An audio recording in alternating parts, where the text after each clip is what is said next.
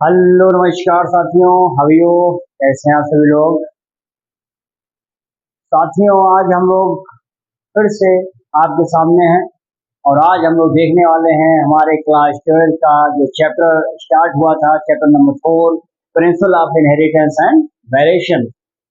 Friends, हम लोगों ने उसके ओवरव्यूज के बारे में तो अच्छे से समझा था, कौन से टॉपिक क्या पढ़ना है, कितना पढ़ना है, क्यों पढ़ना है, ऐसे तमाम टॉपिक्स को लेकर के मैं आपके सामने पहले लेक्चर में आ चुका हूं।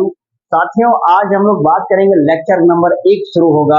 यानी हम लोगों ने जो याद करिए शुरू किया था कल, तो बताया था आपको कि सबसे पहले इंट्रोडक्शन से शुरू करेंगे, फिर उसमें कुछ हम लोग जेनेटिक्स टर्मिनोलॉजी का यूज करेंगे। ऐसे स्टेप टू स्टेप जितना भी ओवरव्यूज में दिया जाता है उसी को लेकर के हम इस चैप्टर को आगे बढ़ने वाले हैं। तो साथियों, आज हम लोग शुरू करने वाले हैं इस चैप्टर के स्टार्टम को लेकर आया हूं, यानी कि पहले हम लोग बात करेंगे, इंट्रोडक्शन की बात करेंगे। फ्रेंड्स, आपको पता है कि जो चैप्टर्स हमारा ये चल रहा था जिसका नाम है principle of inheritance and variation, इसके इंट्रोडक्शन की बात आखिर क्यों जरूरी है। It means why is the inheritance and variation is important to study. साथियों, आपको ये जानने की बहुत ही जरूरत है। इस चैप्टर में शुरुआत करने से पहले इंट्रोडक्शन में मैं आपको जरूर बताऊंगा कि वेरिएशन और इनहेरिटेंस क्या है और इसके पीछे कौन सी ताकतें हैं, यानी कौन सी साइंटिस्ट हैं जिन्होंने अपना पूरा का पूरा एफर्ट डाला है ताकि हम लोग इनहेरिटेंस और वेरिएशन के विषय में अच्छे से समझ पाए और हमारे लाइफ में हम लोग इसको इम्प्लीमेंट भी कर पाए। दोस्त, आपको ये पता होगा कि जो इनहेरिटेंस का मतलब होता है, यानी कि किसी भी कैरेक्टर्स को आगे ले जाना, ज्यों का त्यों छोड़ देना। लेकिन वेरिएशन का मतलब होता है, हमने सुना है, कहते हैं कि भैया पूरा काम सही से करना, कोई वेरिएशन नहीं होना चाहिए। जैसे हम कहते हैं डाइवर्सिटी, हमारे इंडिया में इतना ज्यादा वेरिएशन उसमें पाया जाता है कि कुछ कहा नहीं जा सकता है। आप उत्तर प्रदेश में हैं, आपको वेरिएशन कुछ देखने को मिलेगा। आप हिमाचल प्रदेश में चले जाइए, आपको उसी मंथ में जब यहाँ गर्मी पड़ेगी तो वहां आपको ठंडक पड़ेगी, यानी आपको जैकेट पहनना पड़ेगा, आपको शाल ओढ़ना पड़ेगा, है ना। ऐसा क्यों होता है? क्योंकि हमारा दोस्त ये जो देश है इसमें वेरिएशन आपको बहुत देखने को मिलेगा। यानी हम ये कहना चाहेंगे कि डाइवर्सिटी इन वेरिएशन इंडिया में बहुत ज्यादा देखने को मिलता है। ठीक उसी तरह से हमारे शरीर से हम अपने माता पिता से भिन्न लगते हैं। ऐसा क्यों होता है? क्योंकि वेरिएशन होता है।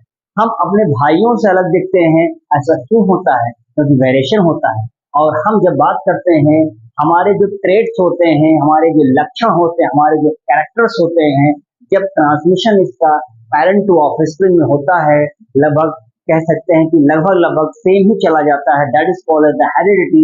एंड व्हेनेवर द ट्रेड्स और the degree of character invariate from the parent to the offspring is called as the variation कहा जाता है।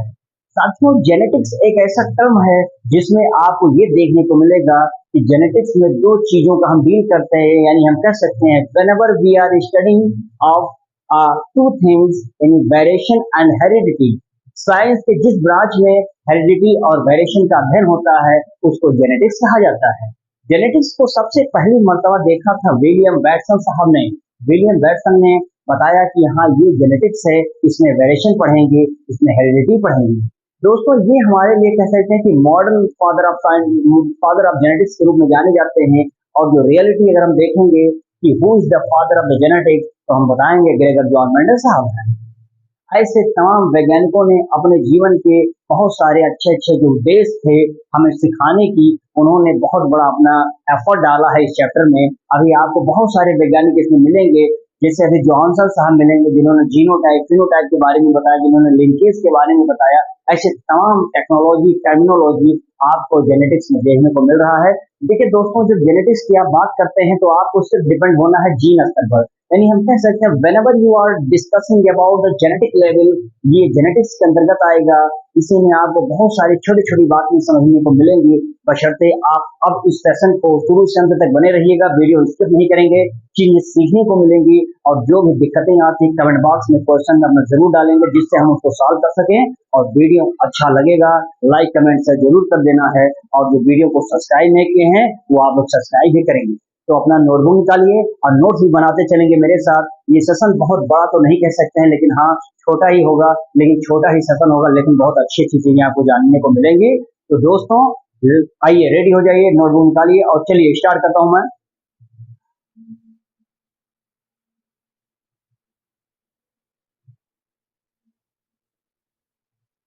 चलिए इसमें देखेंगे, सबसे पहले हम इंट्रोडक्शन की बात करेंगे। जितनी बातें मैंने बताई है मैं कुछ बात इंपॉर्टेंट लिखता हूं। देखेंगे इसमें genetics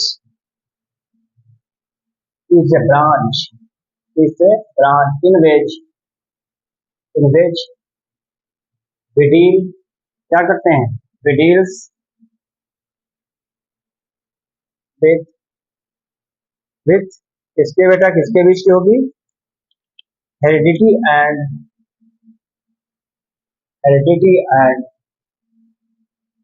variation.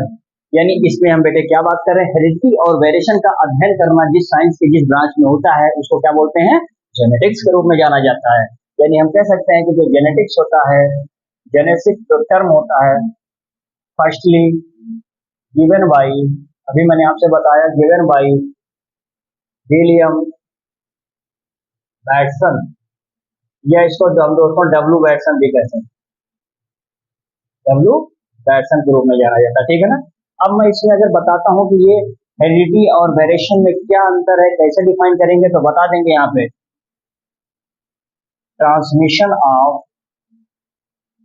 Transmission of trait, यानी ट्रेट मतलब क्या होता है, कैरेक्टर, लक्षण, फ्रॉम पेरेंट्स टू ऑफस्प्रिंग, माता पिता से बच्चों में क्या होता है, ये चले जाते हैं, ऑफस्प्रिंग, या इसको आप एक नाम और दे दीजिए, प्रोजनी, प्रोजन, ठीक है ना। By process, by process called, क्या बोलते हैं इसको, इनहेरिट इनहेरिटेंस के रूप में जानते हैं। यानी मैंने बताया कि जो ट्रांसमिशन हो कैरेक्टर्स का, ट्रेट्स का पेरेंट्स से बच्चों में जाने की जो प्रोसेस होती है, that is called as a inheritance. Clear है यहाँ पर। आगे देखेंगे इसमें दोस्त, देखेंगे अमाउंट, या हम इसको डिग्री भी बोल सकते हैं, अमाउंट या degree of difference variation, difference variation कहाँ से ये होगा, ऑफ पेरेंट फ्रॉम, कहाँ तक, parent from offspring is called variation. बहुत अच्छी बात है, मैंने बताया माता पिता के जो ट्रेड्स होंगे उस कितनी डिग्री की वेरिएशन आपको देखने को मिलेगी, यानी क्या क्या बदलाव देखने को मिलेगा। साथ ही में वेरिएशन किसमें हो सकता है आपको पता नहीं है भाई, वेरिएशन हम किसमें कहेंगे, या तो पेरेंट्स होगा, उसके बच्चे में होगा, ऑफस्प्रिंग में होगा, या मान लो कि दो भाई हैं, भाई भाई हैं, इन दोनों में वेरिएशन होगा। भाई घर के माता पिता बच्चों में थोड़ा बहुत विभिन्नताएं पाई जाती हैं, वेरिएशन होता है। दो भाई हैं, दोनों भाइयों में अंतर है, एक थोड़ा लंबा एक चौड़ा है, एक नाक लंबा है एक लांग छोटा है, एक लंबे हाइट है एक बहुआ है, समझ में आता है ना। तो ये सब क्या है, ये वेरिएशन देखने को मिलता है। तो ये जो डिग्री में वेरिएशन हो रहा है, ये जो छोटी छोटी वेरिएशन हो रहे हैं, इसी अमाउंट को हम लोग वेरिएशन के रूप में जानते हैं, जो कि अध्ययन करते हैं अंडर द जेनेटिक्स। समझ में आ गया। तो वेरिएशन क्या है, किसमें होता है, क्यों होता है, ये सारी चीजें यहाँ पर मैंने आपको बता दिया है। आगे देखेंगे इसमें, देखिए एक साइंटिस्ट से बेटा यहाँ पर नाम बताऊंगा, ग्रेगर जॉन मेंडल साहब आ गया। इनको क्या बोलते हैं, फादर ऑफ जेनेटिक्स। इनका बहुत बड़ा योगदान हमारे बायोलॉजी के क्षेत्र में है। जेनेटिक्स में जितनी भी चीजें आई हैं, ग्रेगर जॉन मेंडल, तो 16-16 वर्षों तक इन्होंने अध्ययन कर दिया, 7-7 साल तक मटर के पौधे पर अध्ययन कर दिया। ये तमाम चीजें पाइसन सदाइवन को बहुत अध्ययन किया है। अगर यहीं पर मैं आपसे बात करूं, ये जो मॉर्गन साहब थे, या हम सीधा बताएं डब्ल्यू बैटसन, डब्ल्यू बैटसन, ठीक है ना, ये क्या हो जाएंगे, फादर ऑफ मॉडर्न जेनेटिक्स। क्या बात है मेरी समझ में आ रही है। फादर मॉडर्न जेनेटिक्स कौन है, डब्ल्यू बैटसन साहब ने। एक यहीं पर और हम बताते हैं, मॉर्गन, यस मॉर्गन के रूप में आते हैं, लेकिन मॉर्गन क्या थे भाई, फादर ऑफ एक्सपेरिमेंटली एक्सपेरिमेंटल